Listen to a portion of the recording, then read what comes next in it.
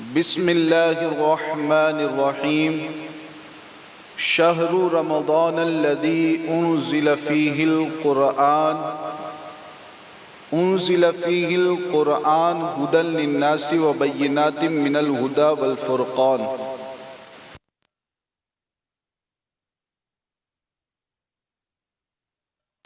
وبلغنا رسوله النبی الامین المکین الکریم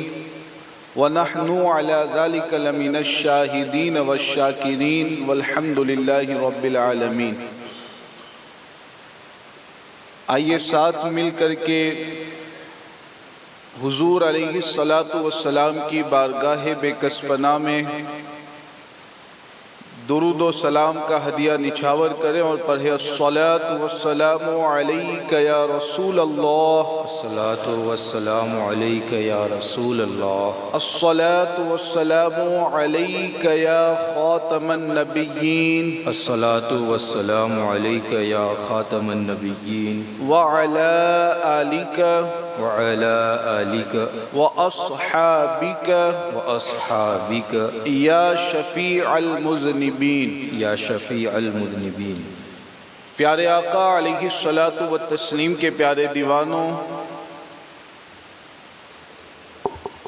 قرآن مجید کی جس آیہ کریمہ کی تلاوت کرنے کا میں نے شرف حاصل کیا، اس آیت میں اللہ تبارک و تعالی نے رمضان کے مہینے کا ذکر فرمایا گیا، جس رمضان کے مہینے کے استقبال کے لیے اور اس کی آمد پر ہمیں کیا تیاری کرنی ہے، اس چیز کو سمجھنے کے لیے ہم یہاں جمع ہوئے گے۔ اسی رمضان کے مہینے کے متعلق اللہ تعالیٰ نے قرآن میں ارشاد فرمایا، شہر رمضان الذی، رمضان کا مہینہ وہ مہینہ ہے جس میں الذی انزل فیہ القرآن، جس مہینے میں قرآن کو نازل کیا گیا، قرآن کو اتارا گیا، یعنی لوح محفوظ سے آسمان دنیا پر ایک مرتبہ میں قرآن کو اسی رمضان کے مہینے میں اتارا گیا۔ تو رمضان کے مہینے کی عظمت کو بیان کرتے ہوئے اللہ نے آگے ارشاد فرمایا کہ ایسی مقدس کتاب اور ایسا مقدس کلام اسی رمضان کے مہینے میں اتارا گیا، اور اس مقدس کتاب اور قرآن کا حال کیا ہے؟ قرآن کی عظمت کو بیان کرتے ہوئے اللہ تعالیٰ نے آگے فرمایا، ہدی للناس وبینات من الہدی والفرقان، کہ قرآن ایسی مقدس کتاب ہے کہ اس میں تمام انسانوں کے لیے ہدایت اور رہنمائی ہے، اور ساتھ میں اس میں ہدایت اور رہنمائی کی واضح باتیں اور واضح چیزیں اس میں موجود ہیں۔ تو ایسی مقدس اور بابرکت کتاب جس مہینے میں نازل کی گئی، وہ رمضان المقدس کا مبارک اور بابرکت مہینہ ہے۔ یاد رکھیں کہ یہاں نازل کرنے کا جو ذکر کیا گیا ہے تو اللہ کے رسول علیہ السلام پر نازل کرنا مراد نہیں ہے، کیونکہ آپ جانتے ہیں کہ حضور علیہ السلام پر جو قرآن اتارا گیا ہے تو 40 سال کے بعد اللہ کے رسول علیہ السلام نے اپنے نبی ہونے کا اعلان فرمایا تھا، اور اسی کے بعد سے اللہ تبارک و تعالیٰ کی طرف سے وحی کا آنا اور قرآن مجید کا نازل ہونا شروع ہوا گیا، اور وہ سلسلہ کب تک چلا گیا؟ 23 سال تک یہ سلسلہ چلتا رہا گیا، اور اللہ کے رسول علیہ السلام پر قرآن نازل ہوتا رہا گیا۔ تو یہاں پر جو ذکر کیا گیا کہ رمضان کے مہینے میں قرآن کو اتارا گیا، تو مفسرین کرام اور علماء کرام نے بیان فرمایا کہ یہاں اتارنے سے مراد لوح محفوظ سے آسمان دنیا پر اتارنا، یہ مراد ہے، اللہ کے رسول علیہ السلام پر اتارنا یہ مراد نہیں ہے۔ تو رمضان کے مہینے کی عظمتیں بے شمار گئے، برکتیں بے شمار گئے، رحمتیں بے شمار گئے۔ اسی مہینے کے بارے میں ہمارے اور آپ کے آقا نے ارشاد فرمایا اولہ رحمتن و اوسطہ مغفرتن و آخرہ عتق من النار، کہ رمضان کا مہینہ ایسا مقدس مہینہ گئے کہ اس کے شروع کے 10 دن رحمت کے دن گئے، بیچ کے 10 دن مغفرت و بخشش کے دن گئے، اور اخیر کے 10 دن جہنم کی آگ سے آزادی حاصل کرنے کے دن گئے۔ تو ایسا بابرکت مہینہ ہمارے درمیان رونما ہونے والا گئے۔ آئیے اس مہینے میں جو مخصوص عبادتیں اور مخصوص فرائض ادا کیے جاتے ہیں ان کے حوالے سے انشاءاللہ تعالی آپ کے سوالات ہوں گے اور پھر شریعت کی روشنی میں جوابات دیے جائیں گے۔ توجہ کے ساتھ ان کو سماعت کریں، سمجھنے کی کوشش کریں اور عمل بھی کرنے کی کوشش کریں۔ اگر کوئی اور سوال آپ ضروری پوچھنا چاہتے ہیں تو یہاں پر حاضر ہو کر کے یا کاغذ میں لکھ کر کے آپ وہ سوال پہنچا سکتے ہیں۔ اب سوالات و جوابات کا سلسلہ شروع کرتے ہیں۔ جی مفتی صاحب، آج کی اس محفل کا پہلا سوال یہ ہے کہ اگر روزے کی حالت میں بیماری کی وجہ سے الٹی ہو جائے تو اس کا کیا حکم؟ یہ بات آپ حضرات جانتے ہیں کہ ہمارے یہاں پر کئی برسوں سے یہ بات پھیلی ہوئی ہے، ہم بھی بچپن سے سنتے آ رہے ہیں کہ روزے کی حالت میں اگر الٹی ہو جائے تو روزہ ٹوٹ جاتا ہے، اب روزہ باقی نہیں رہتا ہے۔ یاد رکھیں شریعت کا مسئلہ یہ ہے کہ روزے کی حالت میں اگر الٹی ہوتی ہے تو صرف 2 صورتیں ایسی ہیں کہ الٹی ہونے سے روزہ ٹوٹ جایا کرتا ہے، اس کے علاوہ الٹی ہونے سے کسی بھی صورت میں روزہ نہیں ٹوٹے گا۔ پہلی صورت تو یہ ہے کہ اگر بندہ جان بوجھ کر الٹی کرتا ہے، مثال کے طور پر اپنی انگلی ڈال کر کے یا کوئی اور چیز منہ کے اندر ڈال کر کے الٹی کرتا ہے جان بوجھ کر کے، تو اگر کوئی جان بوجھ کر کے الٹی کرتا ہے اور جان بوجھ کر الٹی کرنے کے بعد آپ یہ اچھی طریقے سے جانتے ہیں کہ الٹی جو آتی ہے تو اس میں 2 طرح کی الٹی ہوتی ہے۔ ایک تو یہ ہوتا ہے کہ ہم اگر اس الٹی کو روکنا چاہیں، کہیں پر جا کر کے باتھ روم میں، ٹوائلٹ میں، کسی بھی جگہ جا کر کے اگر الٹی کو روکنا چاہیں اور وہاں تک ہم پہنچنا چاہیں تو کیفیت یہ ہوتی ہے کہ ہم آسانی سے الٹی کو روک لیتے ہیں۔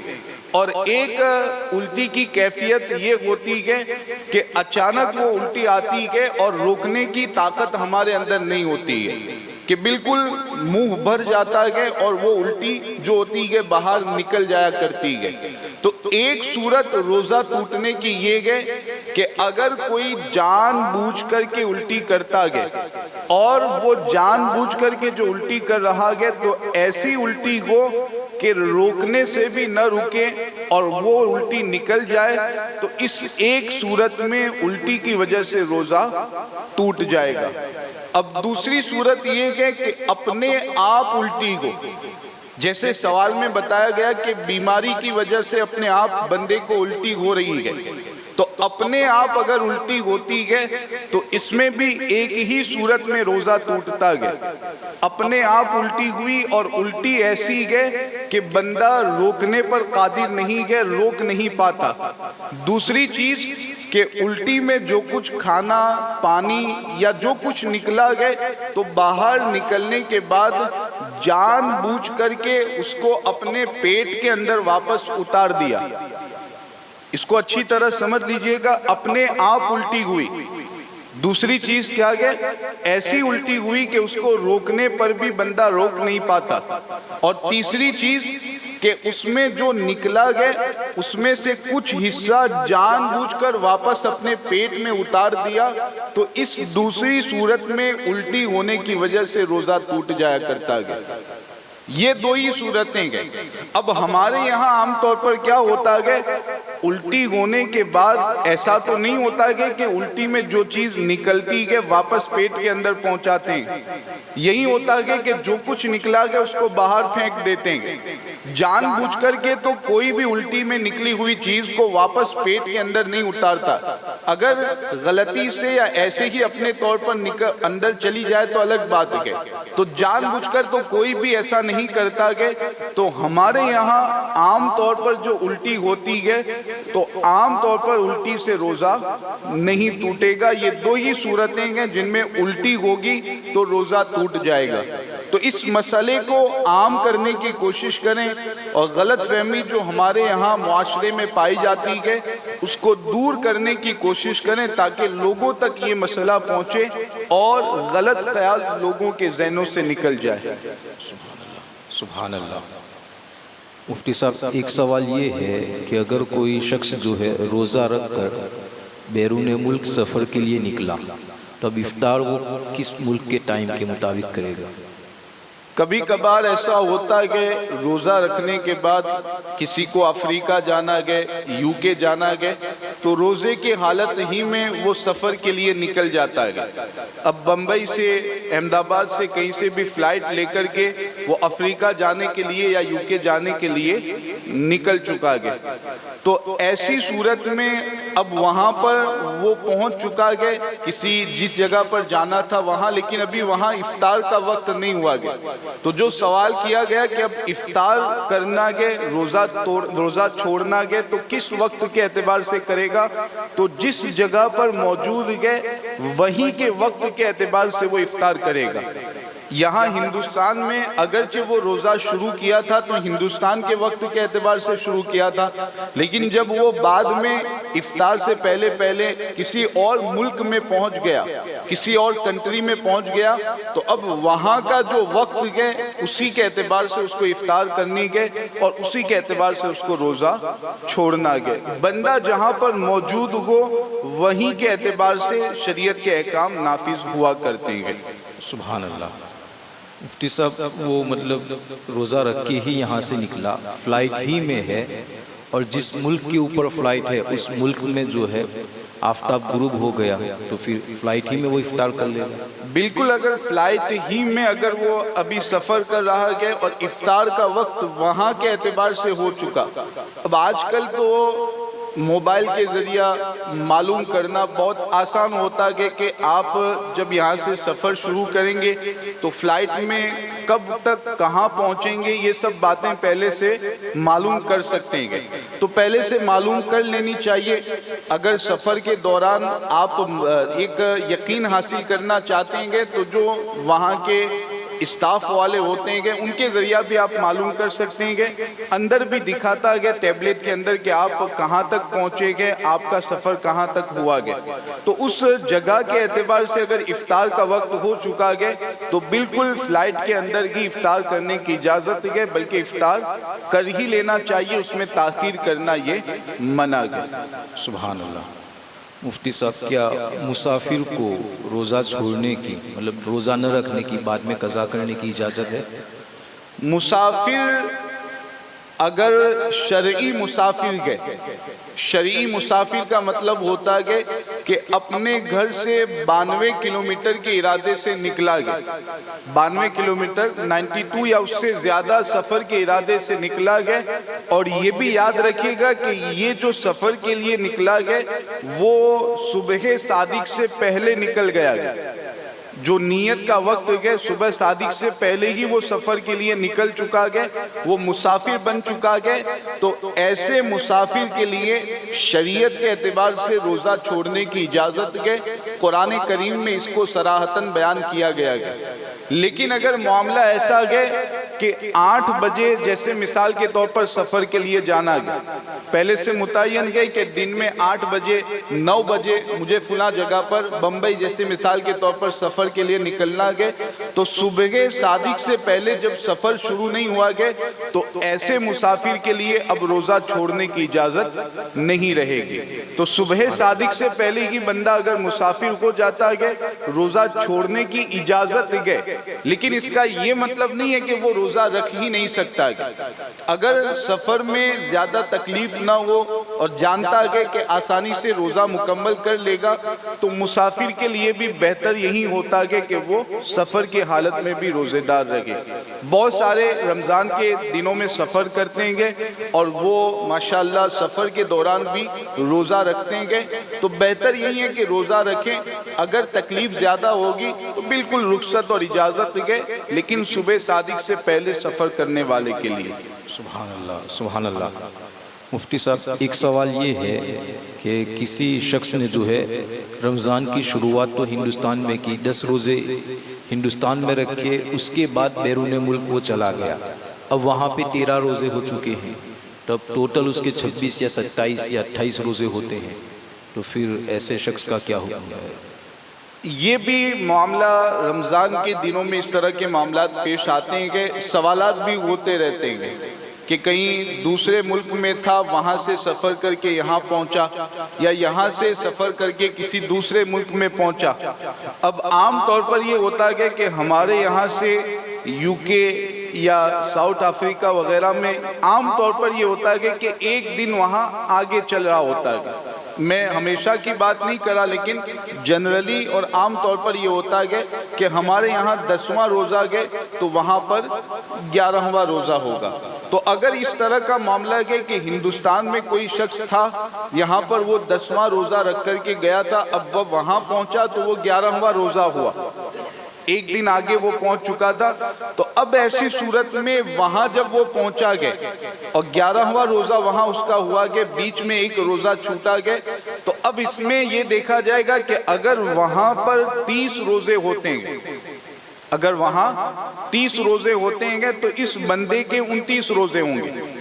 اگر 30 ہوتے ہیں تو اس کے 29 ہوں گے، تو جب 29 ہو جاتے ہیں تب تو اس کے روزے مکمل ہوں گے، آگے اس کو کوئی روزہ رکھنے کی ضرورت نہیں گئے۔ لیکن اگر وہاں پر پہنچا گئے اور وہاں پر 29 ہی کو رمضان شوال کا چاند نظر آ گیا، یعنی وہاں کے لوگوں کے 29 روزے ہوئے اور یہاں سے جو گیا تھا اس کے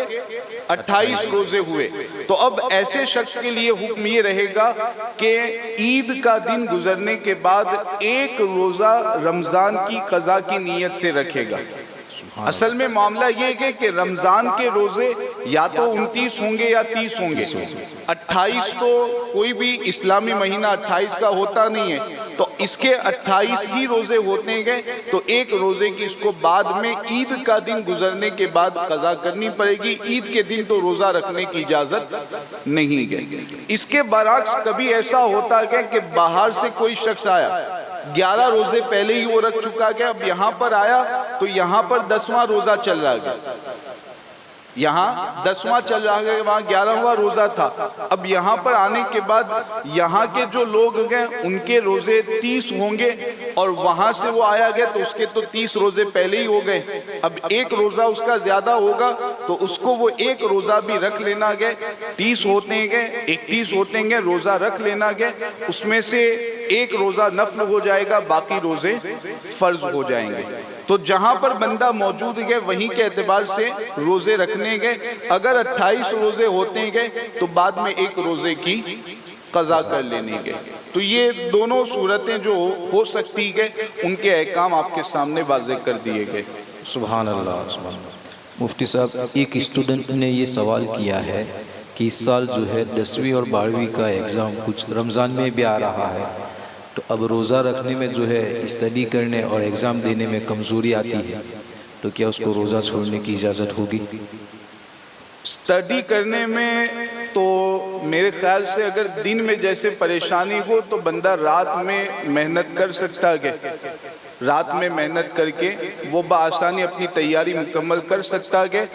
اس طرح کے معاملے کے لیے روزہ چھوڑنے کی اجازت نہیں رہے گی، اپنے اعتبار سے وہ اپنا شیڈیول ایسا سیٹ کر لے کہ روزہ بھی مکمل ہو جائے اور امتحان دینے میں بھی اس کو کوئی پریشانی نہ ہو۔ تیاری کرنی ہے، رات میں اچھی طریقے سے تیاری کر لیں، دن میں آرام کر لیں، اس طرح کا ٹائم سیٹ کر کے وہ اپنا روزہ بھی مکمل کر سکتا ہے اور امتحان کی تیاری بھی اچھی طریقے سے کر سکتا ہے۔ ایسی حالت میں روزہ چھوڑنے کی شرعاً اجازت نہیں رہے گی۔ سبحان اللہ۔ مفتی صاحب ایک سوال اب یہ ہے کہ بیڑی اور سگریٹ جو ہے وہ چھوڑ نہیں سکتا ہے، اس کے بغیر اس کو چلتا نہیں ہے، تو کیا وہ رمضان کے روزے نہ رکھ کر فدیہ دے سکتا ہے؟ بالکل اس کی اجازت نہیں رہے گی، بلکہ میں نے گزشتہ رمضان میں بھی یہاں پر بھی اور دوسری جگہوں پر بھی یہ مشورہ دیا تھا کہ جن لوگوں کو بیڑی پینے، سگریٹ پینے یا اس طرح کی چیزوں کی عادت ہوتی ہے، ہر بندہ جانتا ہے کہ یہ چیزیں اپنے جسم کو نقصان پہنچاتی ہے اور اس کی وجہ سے ہمیں جسمانی بیماری اور جسمانی نقصان ہوتا ہے، یہ ہر بندے کو معلوم ہوتا ہے، وہ ایک عادت ہونے کی وجہ سے بندہ عادت چھوڑ نہیں پاتا ہے۔ تو میں بارہا یہ مشورہ دیتا ہوں کہ رمضان کا مہینہ ایسے لوگوں کے لیے بھی ایک بہترین وقت ہے، اور ایسے لوگ رمضان کے مہینے میں اپنی اس طرح کی عادتوں کو چھڑانا چاہیں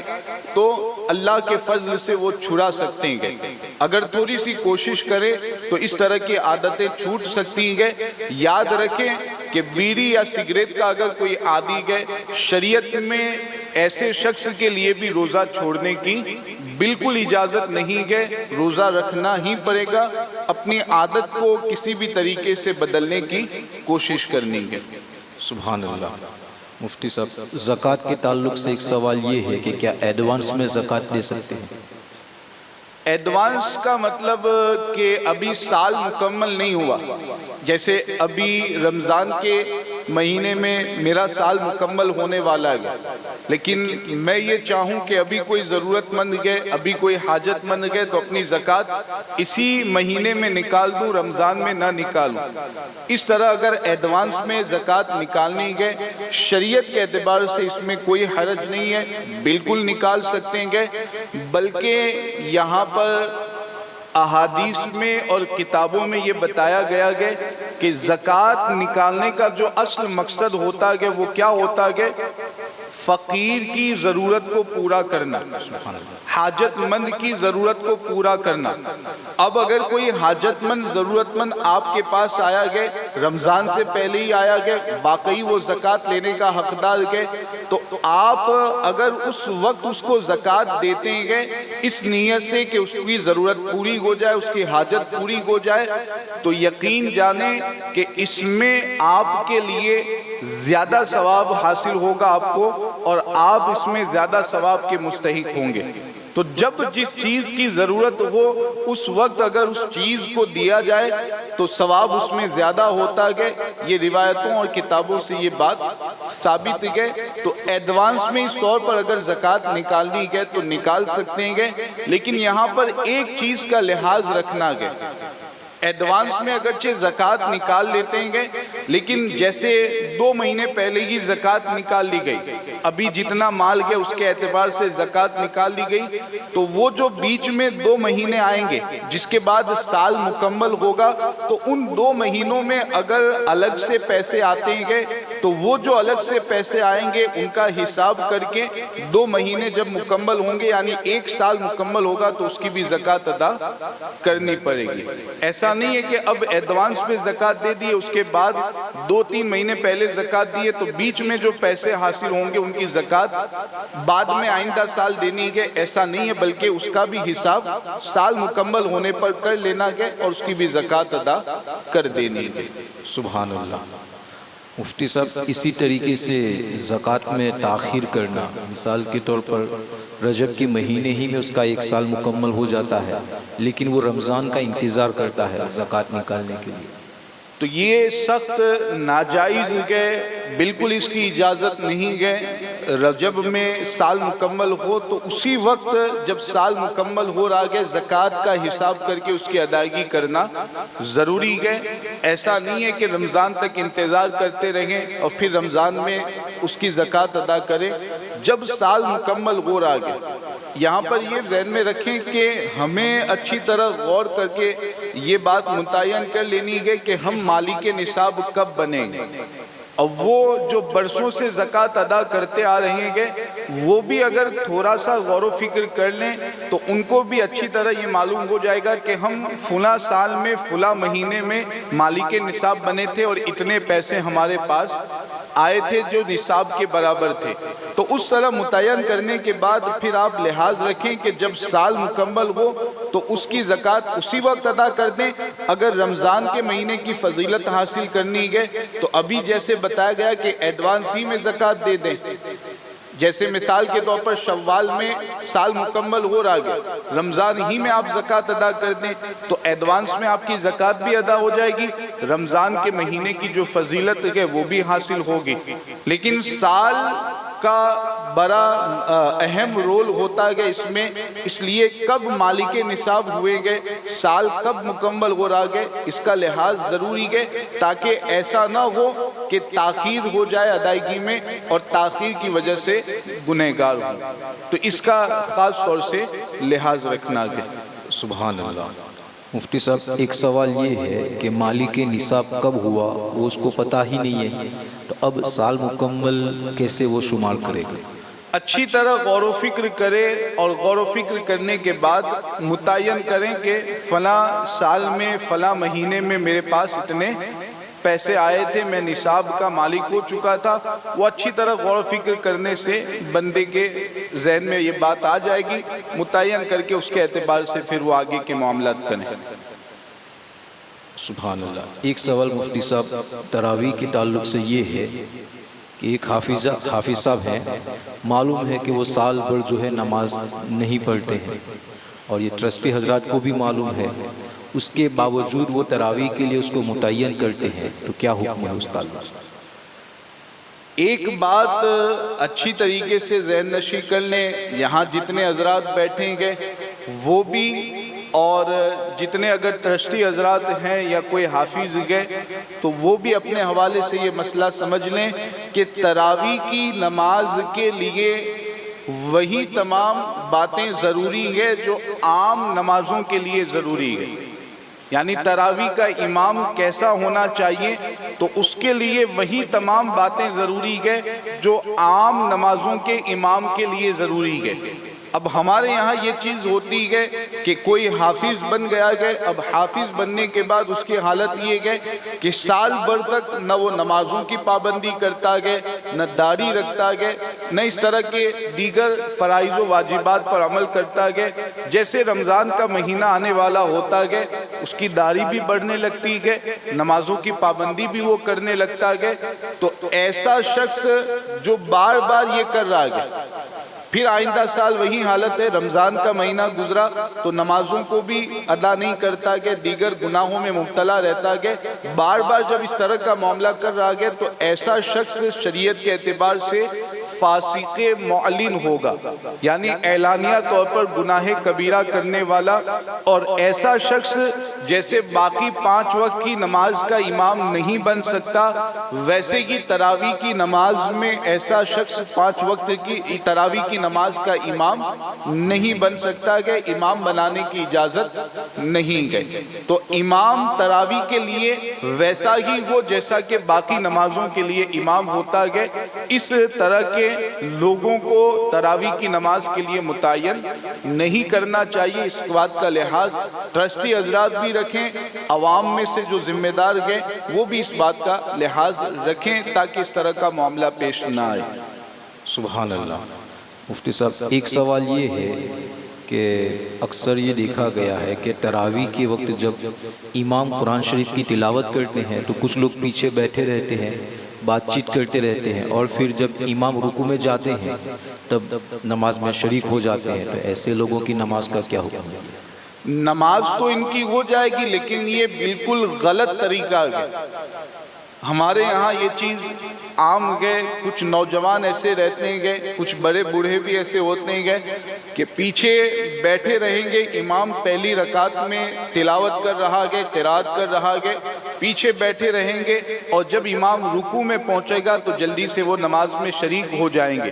تو یہ بالکل غلط طریقہ ہے اور ہرگز ایسا نہیں کرنا چاہیے۔ اگر یہ بات رائج ہو اور کچھ لوگ ایسا کرتے ہوں تو میں مشورہ یہ دوں گا کہ پہلے ہی دن جو تراویح پڑھانے والے ہیں یا جو امام صاحب گئے مائک کے ذریعہ اس بات کا اعلان کر دیں اسی وقت، عشاء کی نماز ختم ہونے کے بعد جب تراویح کا وقت آئے تو اسی وقت اعلان کر دیں کہ اس طریقے سے جو لوگ کرتے ہیں وہ بالکل غلط کرتے ہیں، وہ اپنی عادت کو سدھاریں اور فوراً جیسے ہی تکبیر تحریمہ ہو امام کے ساتھ نماز میں شامل ہو جائے۔ اس کا اعلان ایک دو مرتبہ اگر کریں گے تو میرا یہ خیال ہے کہ ایسا کرنے والے لوگ اپنے فعل سے باز آ جائیں گے۔ تو ایسا کریں، اگر عادت بنتی ہے دیکھتے ہیں کہ کچھ لوگ ایسا کر رہے ہیں تو ایک دو مرتبہ اسی وقت اعلان کروا دیا جائے، انشاءاللہ تعالیٰ اس کی وجہ سے فرق آئے گا اور لوگ اس سے بچنے کی کوشش کریں گے۔ سبحان اللہ۔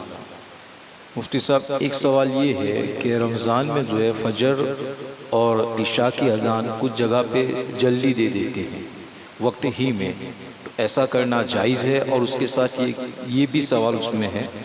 کہ تو کم سے کم کتنا جلدی دے سکتی ہے اگر جلدی دے تو؟ وقت جو شروع ہوتا ہے فجر کی نماز کا وقت کب شروع ہوتا ہے؟ صبح صادق کے بعد سے وقت شروع ہو جاتا ہے۔ روزے کے ختم کرنے کا یعنی سحری کے ختم کرنے کا وقت کون سا ہے؟ وہیں صبح صادق سے پہلے سحری بند کر دینی ہے، کھانا پینا بند کر دینا ہے، اور جیسے ہی صبح صادق ہوئی اب سحری کا وقت ختم ہوا اور ادھر فجر کی نماز کا وقت شروع ہو گیا۔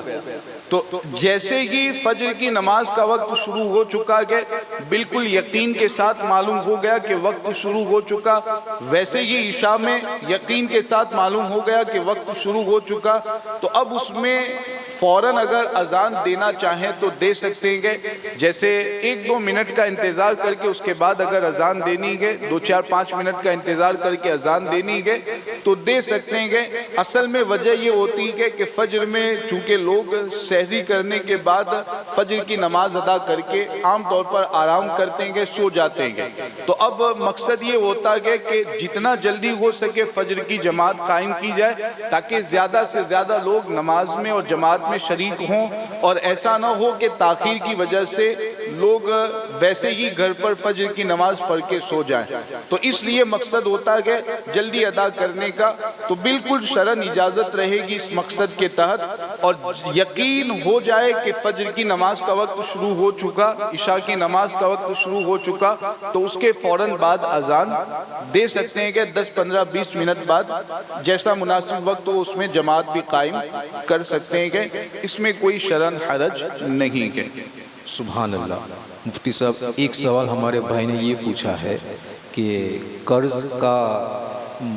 کے طور پر کچھ مال دیا ہے تو اس رقم کی زکوٰۃ نکالنے کا کیا حکم ہے؟ قرض کے طور پر دوسرے کو مال دیا گیا، دوسرے کو پیسے دیے گئے، یا جو دکاندار ہوتے ہیں ان کا یہ معاملہ ہوتا ہے کہ ادھار لوگوں کو سامان دے دیتے ہیں۔ اب چھوٹے کاروباری جو ہوتے ہیں ان کا تو ٹھیک ہے، لیکن جو بڑے کاروباری ہیں تو ان کا یہ ہوتا ہے کہ 5 لاکھ 10 لاکھ دوسروں سے لینے ہوتے ہیں ادھار جو مال دیا گیا اس کے بدلے میں۔ تو یہ یاد رکھا جائے کہ پہلے سے آپ زکوٰۃ ادا کرتے ہیں تو اب جو مال دیا گیا دوسرے کو قرض کے طور پر، یا ادھار جو دوسرے کو مال بیچا گیا جو پیسے اس سے لینے گئے، تو وہ جو پیسے گئے سامنے والے سے لینے گئے تو ان پیسوں کی بھی زکوٰۃ ہر سال واجب ہوتی رہے گی۔ جیسے مثال کے طور پر میں ہوں مالک نصاب، اب مجھے 2 لاکھ روپے دوسروں کے پاس سے لینے گئے تو میں اپنے پاس جو پیسے موجود گئے اس کی تو زکوٰۃ ادا کروں گا ہی، ساتھ میں جو 2 لاکھ دوسروں کے پاس سے مجھے لینے گئے ہر سال اس کی بھی زکوٰۃ مجھ پر واجب ہوتی رہے گی۔ بہتر یہی ہے کہ ہر سال اس 2 لاکھ کا بھی حساب کر کے زکوٰۃ ادا کرتا رہوں۔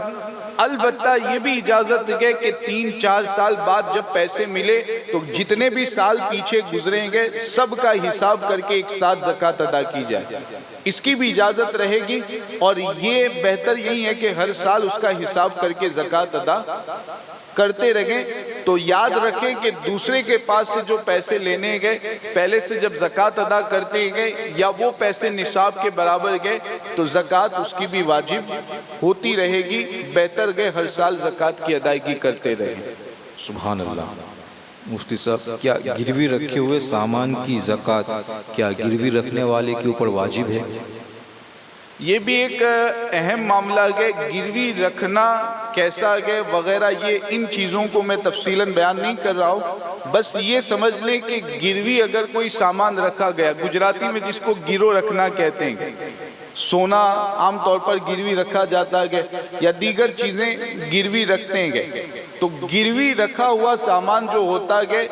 اگرچہ مالک وہی سامنے والا ہوتا ہے جس نے وہ سامان گروی رکھا گیا، لیکن پھر بھی جب تک گروی رکھا گیا ہے تب تک اس کی زکوٰۃ دینا اس پر شرعاً لازم نہیں ہوتا، چونکہ اس کا مکمل قبضہ نہیں پایا جا رہا ہے۔ یہ سوالات ہوتے رہتے ہیں کہ ابھی دوپہر ہی میں ہمارے ایک مسلم بھائی نے اس کے حوالے سے سوال کیا تھا کہ اس طرح گروی رکھا ہوا مال گئے تو کیا اس کی زکوٰۃ ہمیں ادا کرنی ہے یا نہیں؟ تو یہ غلط فہمی بعض جگہ پائی جاتی ہے کہ گروی رکھے ہوئے سامان کی بھی زکوٰۃ دینی ہے، حالانکہ ایسا نہیں ہے۔ جب تک آپ کے قبضے میں وہ مال نہیں آتا ہے اس کی زکوٰۃ نہیں ہے۔ ہاتھ چھڑانے کے بعد جب قبضہ کر لیا تو اب اس سال سے زکوٰۃ ادا کرنی رہے گی اگر زکوٰۃ کے باقی شرائط پائے جاتے ہیں تو۔ حضرت، یہ جتنے سال گروی رہا ان سالوں کا پھر ان سالوں کی زکوٰۃ ادا نہیں کرنی، جس سال قبضے میں آئے اسی سال کے اعتبار سے اسی سال زکوٰۃ ادا کرنی رہے گی اگر زکوٰۃ کے باقی شرائط پائے جاتے ہیں تو۔ سبحان اللہ۔ حضرت، فقیر کو مال زکوٰۃ دیتے وقت کیا یہ کہنا ضروری ہے کہ یہ زکوٰۃ کا مال ہے؟ بالکل شرعاً ضروری نہیں ہے، دل میں نیت اور ارادہ کیا ہے۔ اگر زکوٰۃ کی نیت ہے، سامنے والے فقیر کو آپ یہ کہہ کر دیتے ہیں کہ آپ کی مدد کے لیے، آپ کی ہیلپ کے لیے میں یہ دے رہا ہوں یا آپ کو تحفے کے طور پر دے رہا ہوں، بالکل یہ جائز ہے، اس میں کوئی حرج شریعت کے اعتبار سے نہیں ہے۔ یہاں پر ایک چیز آپ دیکھیں، ہماری شریعت کتنی اچھی تعلیم ہمیں دے رہی ہے کہ ایک فقیر ایسا ہے جو ہمارا رشتہ دار ہے، کبھی کبھار ایسا ہوتا ہے کہ سگا بھائی ہے، سگی بہن ہے، اسی طریقے سے دوسرے رشتہ دار جن کو زکوٰۃ دے سکتے ہیں وہ زکوٰۃ لینے کے حقدار ہوتے ہیں، لیکن معاملہ یہ ہوتا ہے کہ ہم انہیں زکوٰۃ کہہ کر کے اگر دیں گے تو وہ شرم کی وجہ سے، غیرت کی وجہ سے منع کر دیں گے کہ نہیں ہم تو زکوٰۃ نہیں لیتے، حالانکہ وہ زکوٰۃ لینے کے حقدار ہوتے ہیں۔ تو اب ہمارا مذہب ہمیں یہ تعلیم دے رہا ہے کہ آپ کا رشتہ دار ضرورت مند ہے، آپ کا رشتہ دار حاجت مند ہے، زکوٰۃ کہہ کر کے دیں گے تو وہ نہیں لے گا، تو بس آپ اپنے دل میں نیت اور ارادہ کر لیں، زبان سے آپ کچھ بھی کہہ کر کے دیں، دل میں نیت اور ارادہ کر لیا گیا تو آپ کی زکوٰۃ بھی ادا ہو جائے گی اور رشتہ دار کی مدد بھی ہو جائے گی، رشتہ دار کی ضرورت بھی آپ کے ذریعہ پوری ہو جائے گی۔ تو یہ اسلام کی اور ہمارے مذہب کی تعلیم آپ دیکھیں کہ ہمارا مذہب آپس میں رشتہ داروں کے ساتھ اچھا سلوک کرنے اور مسلمانوں کے ساتھ اچھا سلوک کرنے کا کتنا زیادہ لحاظ رکھتا ہے کہ سامنے والا زکوٰۃ کہہ کر کے دیں گے تو نہیں لے گا تو ٹھیک ہے، کہنے کی کوئی ضرورت نہیں ہے، نیت رکھ لیں، نیت کرتے ہوئے دے دیں گے، آپ کی زکوٰۃ ادا ہو جائے گی، سامنے والے کی ضرورت بھی پوری ہو جائے گی۔ تو یہ مذہب اسلام کی جو خوبصورت تعلیمات ہیں، اس کے ذریعہ ہم اس کا اندازہ لگا سکتے ہیں کہ مذہب اسلام مسلمانوں کے ساتھ اور رشتہ داروں کے ساتھ کتنا اچھا سلوک کرنے کی ہمیں تعلیم دیتا ہے۔ سبحان اللہ۔ مفتی صاحب، ابھی جو آپ نے بتایا کہ گروی رکھے ہوئے سامان کی زکوٰۃ رکھنے والے پر تو نہیں ہے، مگر ہمارے ایک بھائی پوچھ رہے ہیں کہ کیا جس کے پاس رکھی ہے اس کو اس سامان کی زکوٰۃ نکالنا؟ وہ تو مالک ہی نہیں ہے، سامنے جس کے پاس وہ سامان گروی رکھا گیا کہ وہ تو اس کا مالک ہی نہیں ہے، تو اس پر بھی زکوٰۃ نہیں ہوگی اور گروی رکھنے والے پر بھی زکوٰۃ لازم نہیں ہوگی۔ سبحان اللہ۔ ایک سوال یہ ہے، کیا کھیتی پر بھی زکوٰۃ واجب ہے؟ سوال بہت اچھا ہے اور ہمارے یہاں پر غلط فہمی اس کے حوالے سے بہت زیادہ پائی جاتی ہے۔ یاد رکھیں کہ جیسے سونا، چاندی، مال تجارت، جانور، ان سب چیزوں کی ہم زکوٰۃ ادا کرتے گئے، ویسے ہی شریعت کے اعتبار سے جو ہم کھیتی کرتے گئے اس کھیتی پر بھی زکوٰۃ نکالنا ضروری ہوا کرتا گیا۔ اور اللہ تعالیٰ نے اسے بھی قرآن پاک میں بیان فرمایا گیا، اللہ فرماتا ہے وَآتُوا حَقَّهُ يَوْمَ حَصَادِهِ کہ جب کھیتی کٹے تو کھیتی کٹنے کے وقت اس کا جو حق ہے، اس کی جو زکوٰۃ ہے وہ ادا کرو، وہ اللہ کی راہ میں دو۔ تو یہ کھیتی کٹنے کے بارے میں بھی یاد رکھنا کہ اس کی بھی زکوٰۃ شریعت کے اعتبار سے لازم ہوتی ہے۔ اب اس کی زکوٰۃ کیا ہوتی ہے؟ اگر کھیتی کرنے والے نے بالکل آسمان کے پانی ہی کے ذریعہ اپنی زمین کو سیراب کیا گیا، زمین کو پانی پلایا گیا، اپنا پانی اپنی محنت سے موٹر وغیرہ کے ذریعہ بالکل کھیتی کو پانی نہیں پلایا یا پلایا گیا لیکن تھوڑا سا حصہ پلایا، زیادہ تر اور عام طور پر بارش کے پانی سے اگر کھیتی کو پانی پلایا گیا تو ایسی صورت میں جو کھیتی ہوگی، جو پیداوار ہوگی، تو اس کھیتی میں سے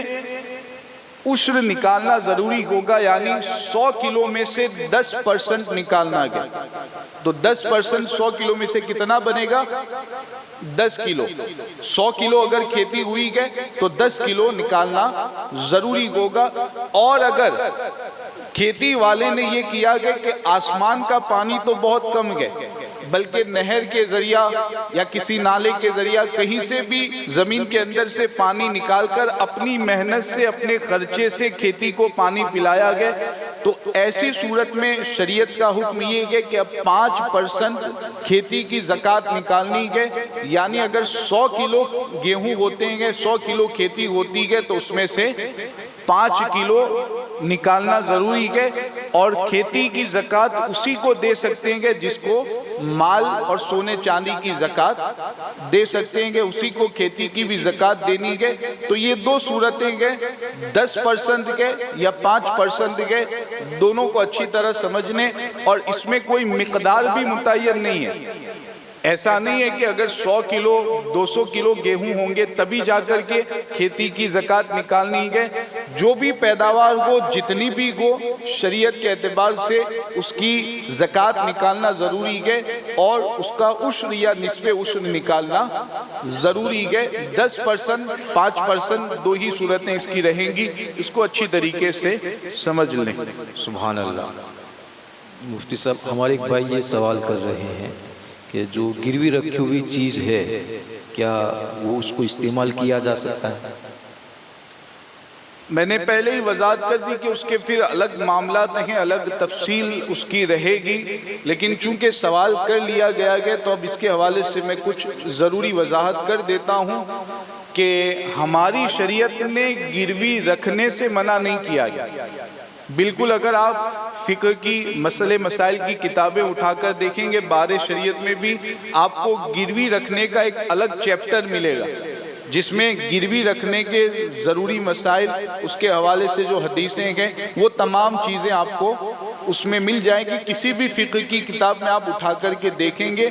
گروی رکھنے کا ذکر قرآن میں بھی ہے، احادیث میں بھی ہے، روایتوں میں اور کتابوں میں بھی ہے۔ تو گروی رکھنے سے ہماری شریعت نے منع نہیں کیا،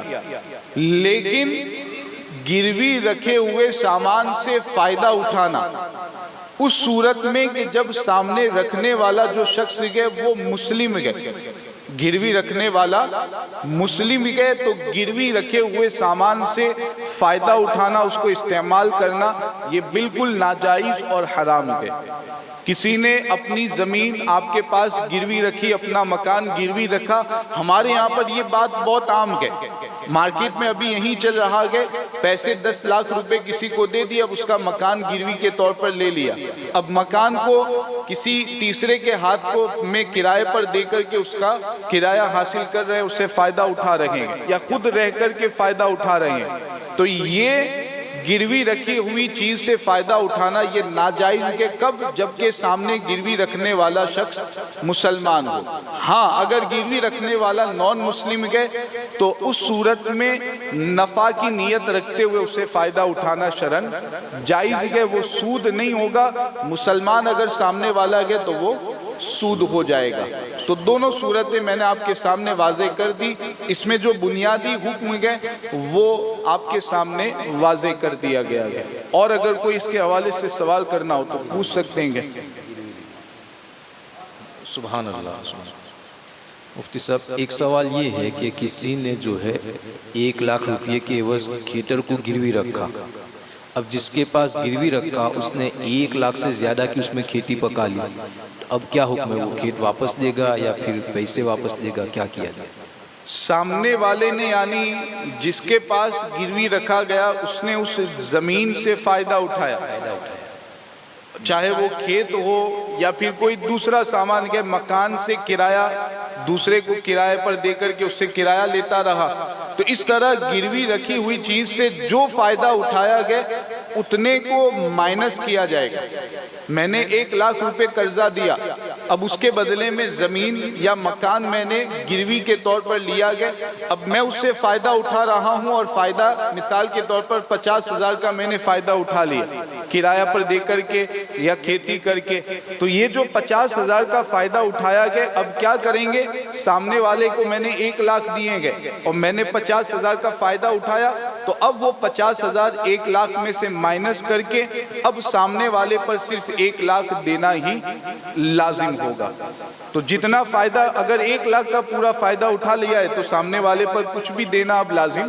نہیں رہے گا۔ تو جو فائدہ اٹھائیں گے وہ فائدے کا تاوان لازم ہوگا، اب سامنے والے کو جو قرضہ دیا گیا اتنا اس میں سے مائنس کر کے کم کر کے باقی دینا اس پر لازم آئے گا۔ سبحان اللہ۔ کوئی زیادہ لے لے تو مفتی صاحب زیادہ نفع لے گا تو ایسی صورت میں اتنا جو قرضہ گیا وہ تو ختم ہو جائے گا، اب سامنے اس کو اتنا تاوان کے طور پر دینا پڑے گا۔ سبحان اللہ۔